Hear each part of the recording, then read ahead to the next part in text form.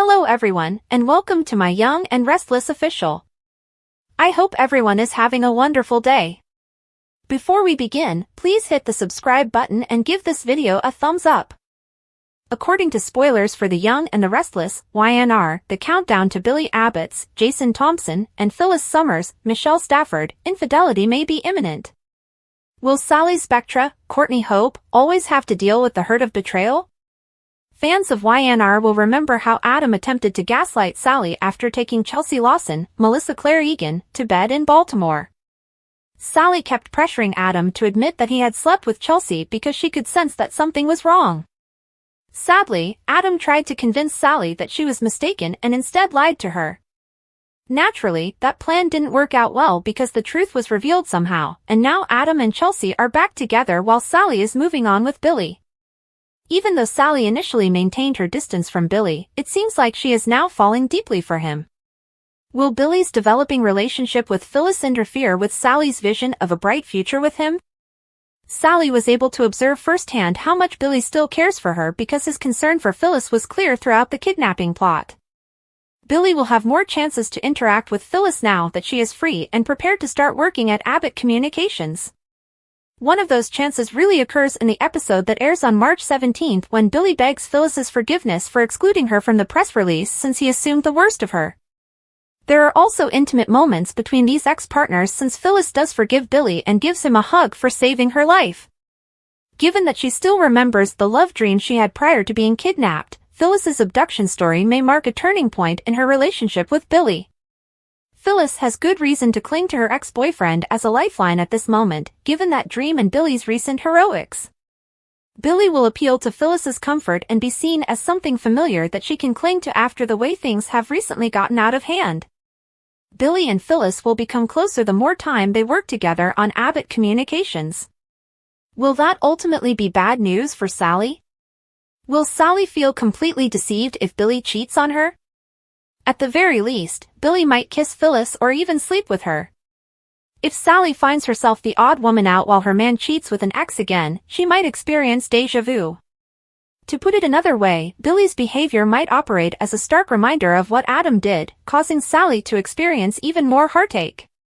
Stay in for updates on any love setbacks, as spoilers for The Young and the Restless indicate that Billy might struggle to fulfill any promises and forecasts he makes to Sally. According to teasers on Tuesday, March 18th, there will be some shocking revelations in Genoa City.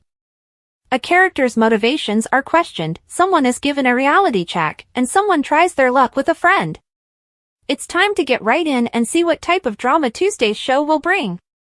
A reality check for the mustache. According to Tuesday, March 18th, spoilers for The Young and the Restless, Victor Newman, Eric Braeden, will confront Kyle Abbott, Michael Mueller, about reality. Is this going to be about his romance with Haley Aaron's character Claire Newman? Since the mustache strongly opposes Claire's relationship with Jack Abbott's, Peter Bergman, son, what would Victor say or do to restrain the haughty young Abbott? To discover out, fans will need to tune in. Lily Winters wonders about Damian Kane's intentions. Speaking of conceit, Lily Winters will inquire about the intentions of Damian Kane, Jermaine Rivers. Who was to blame? Since coming to town, Nate Hastings, Sean Dominic, half-brother, has been dubious. However, what specifically does she ask him about this time? What were his business reasons or why he was interested in her? Holden Novak strives for success. Finally, when it comes to Audra Charles, Zuleika Silver, Holden Novak, Nathan Owens, will try his luck. While there is a history between Holden and Audra, she also has a present and a future with Nate. Nate has cautioned Audra about Holden and expressed skepticism about his motives. The brunette has also made an effort to distance herself from her old friend. Holden was even cautioned by Damian not to get close to Audra. How will Holden try his luck on Tuesday's episode, then? Is he going to ask Audra out for dinner or just a drink? Will she kill him? After Audra's rejection, may he happen to run across Claire at the GCAC? Who would you most like to see at the show on Tuesday? Leave a comment below. Visit SOS frequently for the best Young and the Restless news, spoilers, and updates, and watch the CBS serial opera every day to see all the drama in Genoa City. Tracy gazed at Alan's phone message regarding a security breach while she was in her hotel suite. When Alan came out of the restroom and saw Tracy clutching his phone, he froze. "What are you doing?" he demanded. Although Tracy regretfully vowed she hadn't been prying, she had suspected something was amiss since Alan's phone had been making an odd noise. She mentioned the security breach alert and the measures being taken. Alan read the message and grabbed the phone from Tracy. She prayed that she had not irritated him. He said that although he had no idea what the messages were about, he had stopped checking his phone since he thought it had been hacked after receiving notifications a few days prior. When he saw her using his phone, he overreacted and pleaded for her pardon. Tracy quickly extended forgiveness to Alan and expressed regret for not realizing that the contents of his phone might be private. If he was worried that a hacker would access his data, she advised him to acquire a new phone. Although Alan acknowledged that it had been foolish of him to ignore the phone, he had wished to exercise additional caution. Tracy recalled that after he had purchased the engagement ring, he had texted her from his phone. Alan explained that he had forgotten about the danger since he was so eager to see his lovely fiancée again. As a therapist, Alan thought it could be interesting to learn what it was like to have his identity stolen, but he also believed that if he had already been hacked, it was too late to take any action. Alan pictured the psychological damage that would result from being robbed of his identity by a criminal who was exploiting it for evil.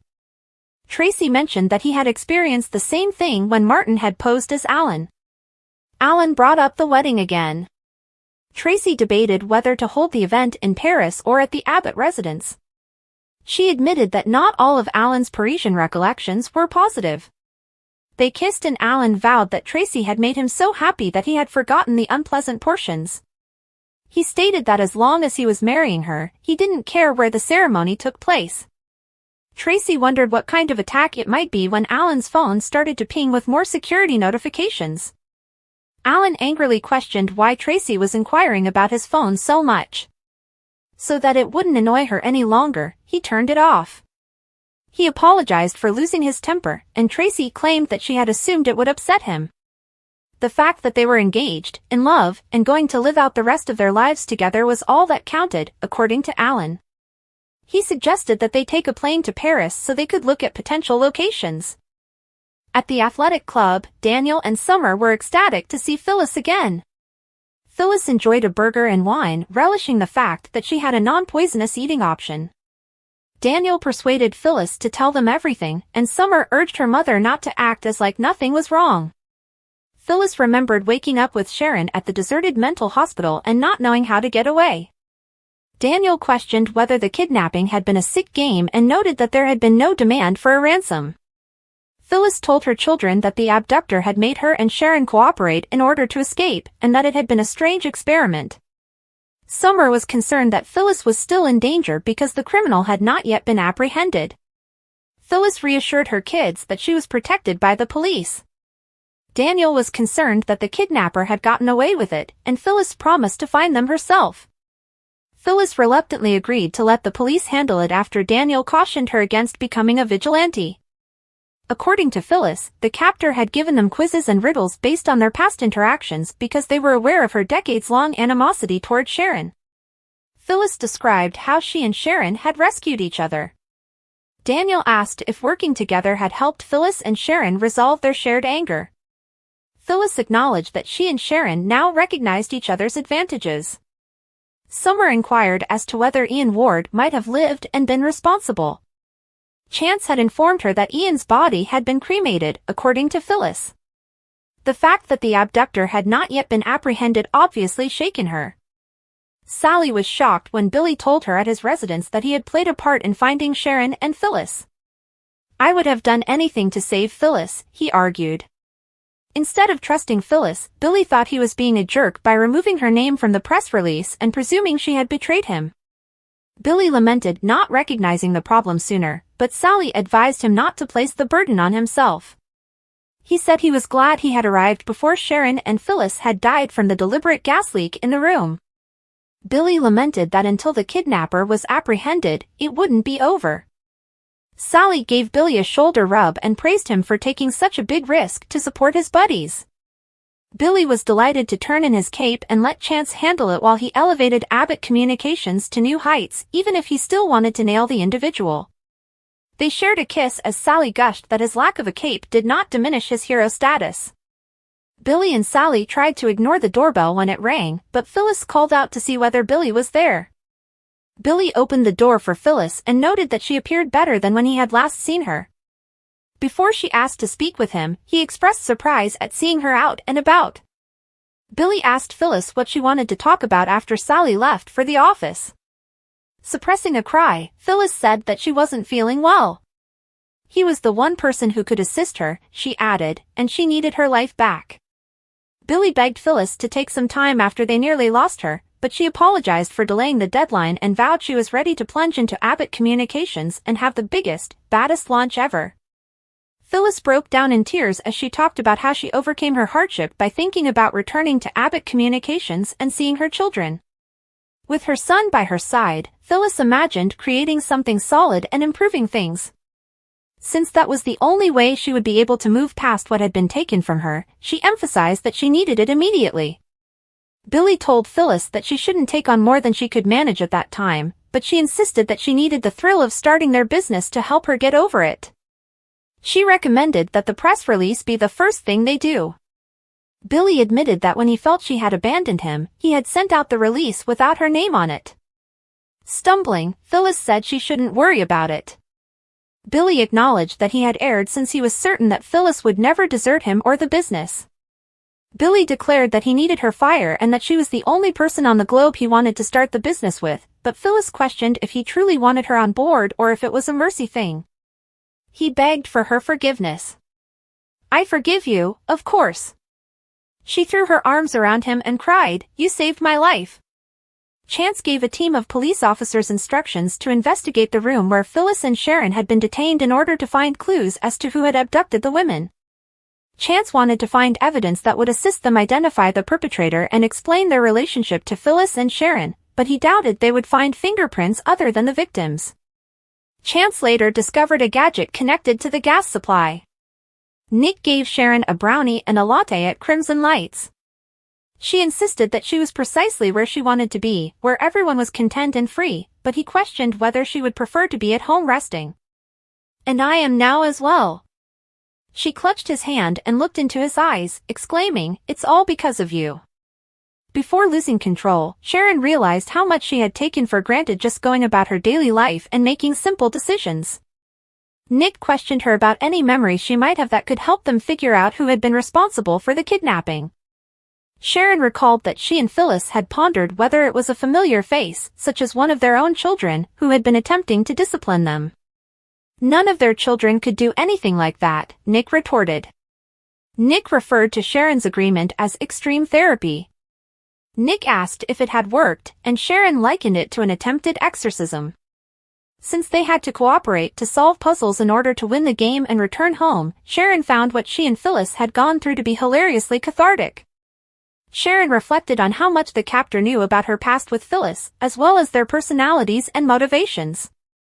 Because they had figured out how to set her and Phyllis against each other and force them to face their mistrust and animosity by making life-or-death decisions, she suspected the person had psychological experience. As though it had been some kind of perverted therapeutic session, Sharon likened it to aversion or desensitization therapy. Chance went into the coffee shop and told Nick and Sharon that he had taken many bags from the site. Chance revealed that he had verified with the landlord that the remote control connected to the gas connection had never been there before and that he had been able to track down its acquisition. According to Chance, the gadget was bought from a hardware store nearby the clinic. He planned to examine the store's security footage to determine whether Sharon or Phyllis recognized anyone there. Sharon expressed gratitude to Chance for his thoroughness and her confidence that he would apprehend the criminal responsible for the kidnapping. Chance remarked that if she left town to get her mind straight, nobody would hold it against her. Nick recommended that she and Faith travel to Europe to see Noah. Sharon consented to go as long as Nick accompanied them. Will that ultimately be bad news for Sally? Will Sally feel completely deceived if Billy cheats on her?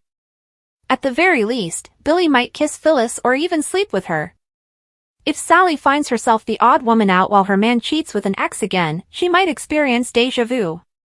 To put it another way, Billy's behavior might operate as a stark reminder of what Adam did, causing Sally to experience even more heartache. Stay in for updates on any love setbacks, as spoilers for The Young and the Restless indicate that Billy might struggle to fulfill any promises and forecasts he makes to Sally. According to teasers on Tuesday, March 18th, there will be some shocking revelations in Genoa City. A character's motivations are questioned, someone is given a reality check, and someone tries their luck with a friend. It's time to get right in and see what type of drama Tuesday's show will bring.